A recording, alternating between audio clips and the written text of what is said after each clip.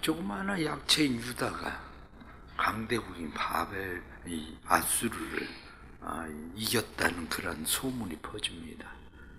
그런 소문이 퍼졌을 때에 관심을 가지고 있었던 나라가 있습니다. 그것은 바로 바벨론입니다. 신흥 바벨론은 원래 아수르에 의해서 왕위가 폐위되고 다시 세워지고 그런 나라가 바벨론입니다. 그러니까 바벨론이라고 하는 나라도 아수르를 대항하지 못하고 있었던 상황이었죠. 그런데 약체였었던 유다가 바벨론에게 소문이 들려오기를 아수르를 이겼다는 거예요. 그러니까 관심이 생기죠. 그런데 거기에다가 히스기야가 병들었다가 나았다는 이야기도 듣습니다. 그러니까 사절을 보내요. 사절을 보내는데 어떻게 아수르를 이겼느냐? 사실은 그게 궁금한데 사절을 보낸 이유는 그 이야기를 듣고 싶어도 그 이야기를 이야기하기보다는 당신이 병 나은 것을 축하한다. 그러면서 이야기를 한 거죠. 그래서 사절을 보낸 겁니다.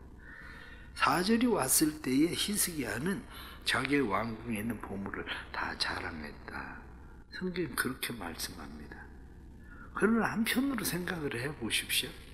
히스기야가 왕궁에 있는 보물을 자랑할 만한 게 뭐가 있었을까? 성전 껍데기까지 뺏겨가지고 아수르한테 다 보낸 나라 아닙니까? 그런 나라가 뭐 자랑할 게 뭐 그렇게 있다고 그걸 뭐 자랑을 하겠어요? 더군다나 바벨론이 점점 강대국이 되어져 가는데 조그마한 나라가 뭐 자랑할 만한 게 뭐 그렇게 있다고. 단지 바벨론의 관심은 어떻게 아수르를 이겼을까? 거기에 대한 관심을 가지고 온 거였죠, 사실은. 그런데 이 일로 인해서 이사야 선지자가 히스기야 왕에게 나와서 이야기하기를 당신이 왕궁에 있는 보물을 자랑하고 그랬으니 왕궁에 있는 나머지 모든 것들도 다 바벨론으로 다 가게 될 거다. 그것뿐만 아니라 당신의 자녀들 속이 바벨론의 포로로 잡혀가게 될 거다. 그렇게 이야기를 하게 됩니다. 오늘 성경에 나타나는 이 말씀을 보면서 우리가 다시 생각하게 되는 것이 우리는 세상 살면서 이 자랑이라는 거 굉장히 좋아합니다. 사람들이 자랑하는 거. 왜 사람들은 그렇게 자랑하려고 하나? 자랑 속에 담겨져 있는 것이 내 능력, 아니면 내가 성취한 거, 아니면 내가 소유한 거, 그런 것들을 다른 사람에게 과시하고 싶은 거죠. 한마디로 과대 포장입니다. 과대 포장. 좀 더 과대 포장해서 다른 사람들에게 그것을 보이고 싶은 그러한 거죠. 자기 과시. 그런데 우리가 생각할 때 자랑이라는 게 왜 나쁜지를 먼저 생각을 해 보십시오. 뭐 대부분 사람들은 자랑하려고 하는 것이 자기 과시라는 건 다 알고 있습니다. 때로는 그것이 하나님이 나를 위해서 은혜를 베풀었다고 그것을 하나님을 자랑하고 싶은 것도 없잖아 있습니다. 그게 없는 건 아닙니다. 그러나 이 자랑이라고 하는 것이 왜 나쁜가를 한번 생각을 해 보십시오. 자랑이 나쁜 이유 중에 하나는 첫째는 자기 과시고 자기 과시. 나를 과시하죠. 그런데 자기를 과시하려면 어떻게 합니까? 과대 포장이 꼭 들어갑니다. 과대 포장을 해야 과시하는 것이 더 커지기 때문에 자기를 과대 포장하게 되는 거죠. 또 다른 하나는 상대방에 대해서 보이지 않는 비교를 통해서 위화감을 조성하는 일이 되죠. 비교를 통해서 위화감을 조성한다는 이야기는 내가 오늘 시험을 봤는데 내가 점수가 잘 나왔어요. 내가 상대방에게 나 오늘 시험 봤는데 점수가 좋았다. 그리고 자랑을 합니다. 상대방은 점수가 나빠요. 그럼 어떻게 됩니까? 나를 자랑하는 거지만 비교가 지금 되기 시작을 하는 거예요. 내가 좋은 직장 갔다. 내 아들이 좋은 직장 갔다. 그럼 상대방에게 이야기를 합니다. 난 하나님의 은혜로 좋은 직장에 갔다. 내 아들이 직장에 잘 들어갔다. 나쁜 거 아니죠. 근데 상대방은 어떻습니까? 그럼 나는 은혜를 못 받았네? 결국 그거 아닙니까? 나는 은혜를 못 받은 사람이고, 내가 내 아들이 직장 좋은 데 못 들어간 거는 나는 은혜를 못 받은 사람에 불과한 거죠. 비교의식의 문제입니다. 비교의식. 그것뿐만 아니라 비교의식에 대해서 한쪽이 위화감을 갖게 되는 것도 있지만 또 다른 하나가 있습니다. 그게 뭐냐면 소통이 안 되게 만드는 거예요. 소통. 왜 소통의 문제라고 이야기하느냐면 자랑이라고 하는 것이, 난 손자 손녀가 없어요. 그런데 어떤 사람이 핸드폰 보여주면서 손자 손녀 자랑 그렇게 해요. 난 무슨 얘기해야 되나요? 난 손자 손녀가 없는데? 이게 바로 소통의 문제가 생기는 거예요. 내가 자랑을 할 때에 나는 그것을 자랑하고 싶어서 얘기하지만, 나는 건강에 대해서, 아니면 내가 소유하고 있는 집에 대해서, 내가 성취한 일에 대해서 자랑을 하고 싶지만 그 사람 거기 관심 없어요. 지금 바벨론이 왜 왔습니까? 바벨론이 온 것은 말로는 지금 그가 히스기야가 병들었다는 사실에 대해서, 그런데 그가 나았다는 사실에 대해서 온 것 같지만 지금 관심은 어디에 있습니까? 도대체 이 조그마한 약체 유다가 어떻게 아수를 이겼을까? 거기에 대한 관심을 가지고 왔는데 봄참고 보여주면서 자랑하거든요. 그런데 바벨론 생각할 땐 이까짓 걸 뭐 무슨 보물이라고. 전 종종 사실 죄송한 이야기지만 뭐 한국에 뭐가 뭐 어떻고 막 크고 뭐 중국 가보세요. 땅이 넓어서 그런지 이 사람들은 어마어마합니다. 진짜로. 응? 우린 아기자기 하잖아요. 아기자기. 우리가 아기자기한 거 자랑하면 그 사람들이 이까짓 걸. 우리 독립기념관, 제가 독립기념관 그걸 보면서 생각하는, 중국 가서 본 거 그대로 조그만하게 축소해서 갖다 놓은 거예요. 뺏겨온 거예요. 내가 볼 때는 그대로. 그게 불과한데 여기 와서 독립기념관을 자랑하면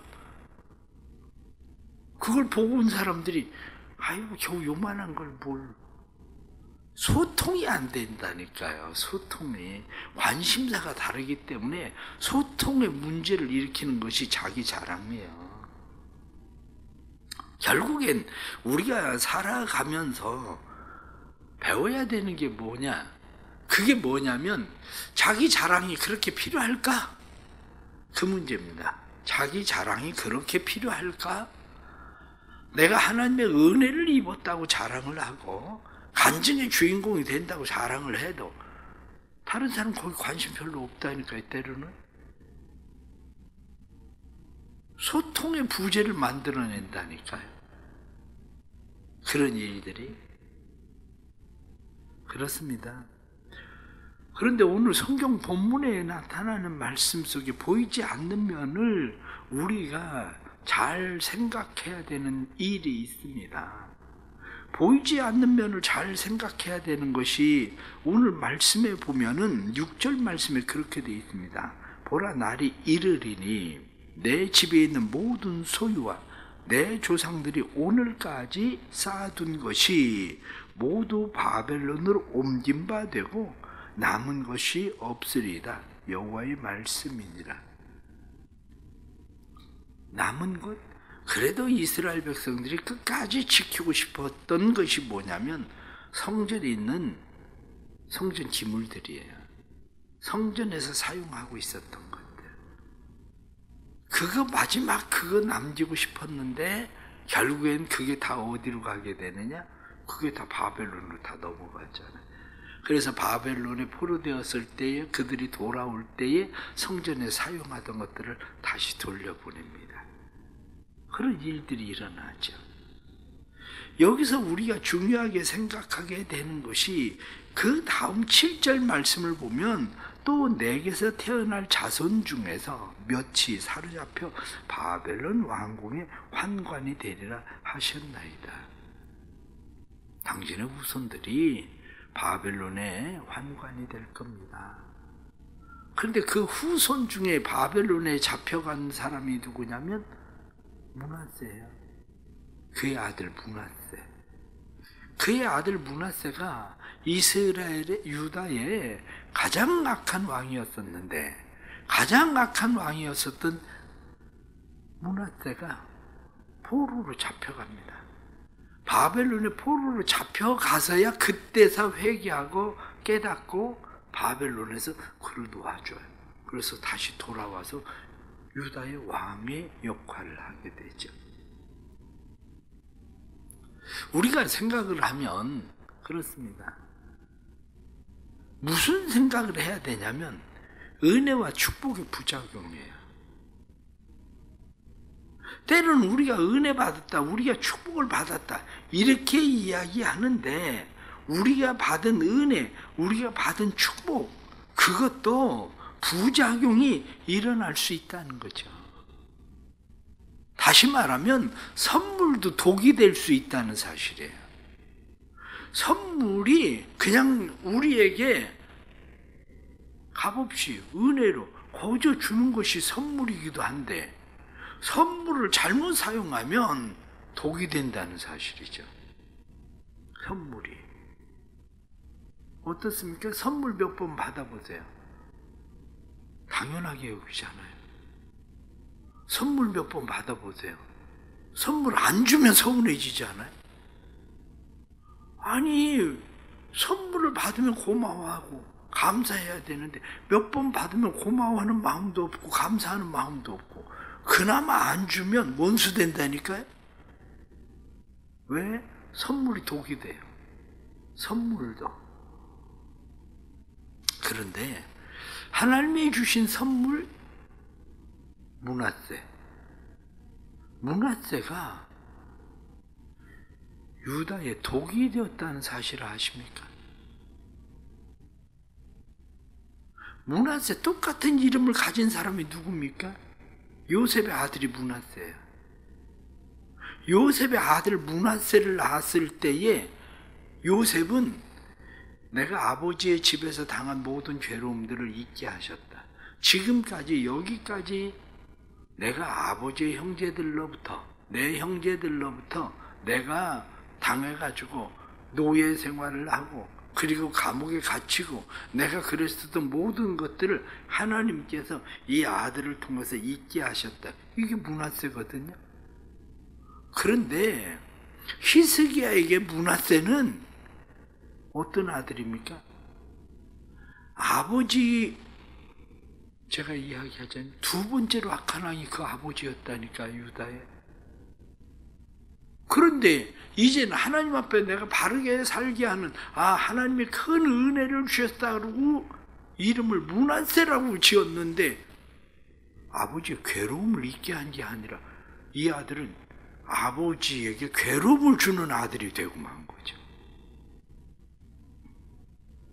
우리가 생각해야 되는 것이 바로 그런 겁니다. 하나님께서 우리에게 은혜를 베푸시고 하나님께서 우리에게 축복을 주셨는데, 그 은혜와 축복이 우리의 삶에 부작용을 일으키고 있지는 않은지, 하나님이 내게 주신 선물이 오히려 내게 독이 되고 있지는 않은지 생각을 해보세요. 때로는 자녀를 달라고 하나님 앞에 열심히 기도를 해요. 그런데 그 자녀가 우상이 된 사람들이 얼마나 많은데요. 대표적인 사람이 이 히스기야예요. 하나님이 선물을 주셨으면 선물을 선물답게 잘 했어야지. 그런데 나이 늙음하기 40이 넘어서 아들을 낳으니까 이 아들이 얼마나 소중해지는지, 이 아들이 이스라엘의 왕이 되는데, 유다의 왕이 되는데 가장 악한 왕이 되는 이유가 어디에 있을까? 대부분의 학자들은 이야기하기를 아버지 탓이라는 거예요. 그 아버지가 이 므낫세를 너무 애지중지했다는 거예요. 애지중지해야 될 아들이 아니라 오히려 하나님의 선물답게 하나님이 다윗의 등불을 끄지 않으려고 하나님께서 주셨는데 다윗의 등불을 끄지 않으려고 주신 이 아들을 우상을 만들어 버리니까 이 아들이 살기는 또 왜 그렇게 오래 살아? 이 아들이. 그래가지고 가장 악한 왕의 역할을 하게 되는 일들. 한편으로는 그렇게 이야기합니다. 하나님께서 다윗의 등불은 끄지 않으셨지만 다윗의 등불을 끄지 않고 므낫세를 주셨지만 므낫세가 태어나지 않았더라면 오히려 나라는 어떻게 되었을까? 그런 생각을 할 정도로. 결론적으로 말씀을 드리면 그렇습니다. 우린 결론적으로 말씀을 드리면 내가 자랑하는 일이 우상이 되지 않도록 해야 된다, 그 얘기예요. 내가 자랑하는 것, 때로는 능력이든지 성취든지 소유든지 내가 하나님께서 선물로 주셔서 내게 자랑거리가 될 만한 그러한 일들이 진짜 자랑이 아니라 자랑하는 그 순간 그것이 우상덩어리가 되고 우상화되기 시작하는데 그것이 우상화되지 않도록 하는 일들이 우리에겐 필요한 겁니다. 그렇지 않으면 우리의 삶은 무너지는데 내 삶만 무너지는 것이 아니라 문제는 내가 우상을 만들어버린 그것도 무너지게 된다는 거죠. 그렇습니다. 무슨 이야기입니까? 자랑하던 그에게 수치를 당하기 시작해. 내가 바벨론에게 자랑을 해요. 성전 보물창고도 보여주고 그리고 막 자랑을 합니다. 그런데 바벨론이 아무 소리도 않고 그것을 그냥 구경만 하고 있는 것 같지만 조금 지나니까 자녀들이 포로로 잡혀가고 환관이 되고 나라가 바벨론의 쑥대밭이 되는 한마디로 수치를 당하는 일이 되고 마는 거죠. 내가 자랑하던 그것이 우상이 되면 그것으로 인해서 수치를 당하게 된다는 사실을 기억해야 됩니다. 그게 내 수치거리가 되고 그것으로 인해서 내 삶에 괴로움이 된다는 사실이죠. 그것을 통해서 결론적으로 말씀을 드리면 그렇습니다. 우리 그리스도인들이 왜 나를 날마다 십자가에 못 박아야 됩니까? 자기 자신을 날마다 십자가에 못 박아야 되는 이유는 자기 자신을 십자가에 못 박지 않고는 우리는 우리를 자랑하려고 하는 그 교만한 마음이 깨지질 않아. 나를 십자가에 못 박을 때야 비로소 내가 그리스도 외에는 자랑할 것이 아무것도 없다. 사도 바울의 고백처럼 그리스도 외에는 자랑거리가 없는 거죠. 그리스도 외에는. 그런데 우리는 그리스도를 빙자해서 우리를 끊임없이 자랑하는 그런 사람들이 되고 마는 거죠. 십자가, 부활. 그것이 우리로 하여금 하나님 앞에서 우리를 바르게 세우는 일이 된다는 사실을 깨달아야 됩니다. 그러므로 우리는 성령의 도우심, 하나님의 은혜가 우리를 이끄는 삶이 되어야 되지, 우리가 우리 스스로를 내세우는 그러한 일들은 결코 자랑할 만한 일들이 되지 않는다는 사실이죠. 요셉을 보십시오. 요셉이 총리가 되었을 때에 그는 7년 동안 풍년이 듭니다. 7년의 풍년이 들었을 때에 방종하지 않습니다. 7년의 풍년이 들었을 때 방종하는 것이 아니라 오히려 7년의 풍년 속에서 7년의 흉년을 준비할 수 있는 사람이 되죠. 우리의 삶도 마찬가지입니다. 7년 동안 계속 풍년이 든다고 해서 그것이 자랑거리가 아니라 7년의 흉년을 준비하는 요셉처럼 우리를 잘 준비하는 그런 일들이 필요한 거죠. 오늘 주시는 이런 말씀들 생각하면서 하나님께서 우리에게 주신 모든 환경들, 그 모든 것들은 우리가 자랑할 만한 것은 아닙니다. 오직 하나님 앞에 우리를 더 잘 세우게 하는 일들이 될 뿐이죠. 우리 안에 또 하나님의 주시는 은혜가 충만해서 우리가 자랑함으로 다른 사람들을 위화감을 주거나 소통의 부재를 만들어내는 그런 삶이 아니라 우리의 삶이 더욱더 그들을 하나님 안으로 끌어들이시는 그런 삶이 될 수 있기를 바랍니다. 기도하겠습니다. 하나님 아버지, 세상에 별거 아닌 것 우리는 늘 자랑하기를 좋아합니다.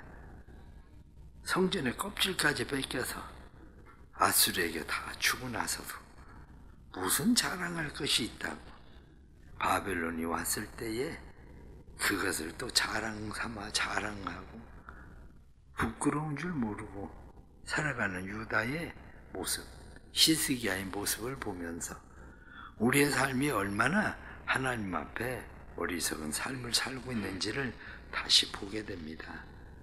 주님, 우리는 말로는 하나님의 은혜다, 하나님의 축복이다 이렇게 말하지만 오히려 하나님의 은혜와 축복이 도리어 다른 사람들에게 위화감을 주는 그런 일이 되고 오히려 하나님의 주신 선물이 독이 되는 일들도 우리는 많이 경험합니다. 다시 우리의 삶이 하나님 앞에 바르게 세워질 수 있도록 우리를 예수 그리스도의 십자가에 못 박으시고 예수 그리스도 외에는 자랑할 것이 없다 말하던 사도 바울처럼 우리도 그리스도의 십자가만 자랑할 수 있는 사람이 되도록 도와주옵소서. 사랑하는 모든 성도들에게 은혜 주셔서 하나님의 주시는 은혜가 은혜되게 하시고 하나님의 주신 선물이 선물되게 해 주옵소서.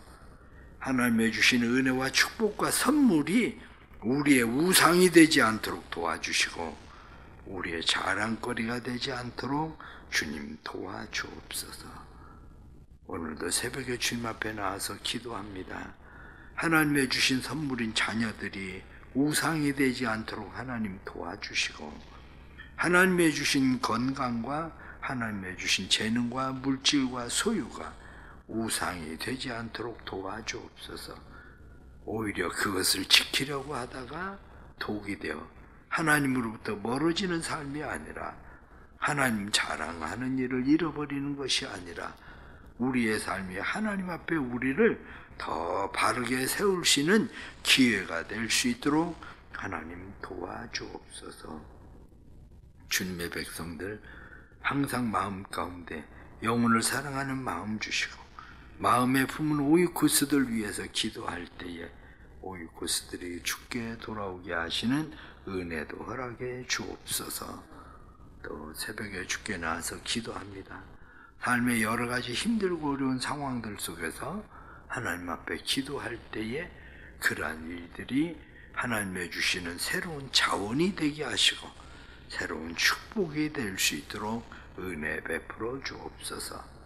감사하며 믿음으로 드려지는 예물에 은혜 주시고 믿음으로 드려지는 예물에 하나님 복을 주셔서 이들의 삶이 더욱더 은혜의 풍성함을 누리게 하시되 5월도 하나님의 주시는 은혜의 풍성함을 기대함으로 가정이 주의 은혜 가운데 평안을 누리게 하시고 주신 자녀들이 하나님의 은혜의 선물 될 수 있도록 도와주옵소서. 새벽에 기도를 들으시는 주님, 새벽에 도와주시고 주의 돕는 손으로 우리를 도와주옵소서. 예수 그리스도의 이름 받들어 간절히 기도드리옵나이다. 아멘.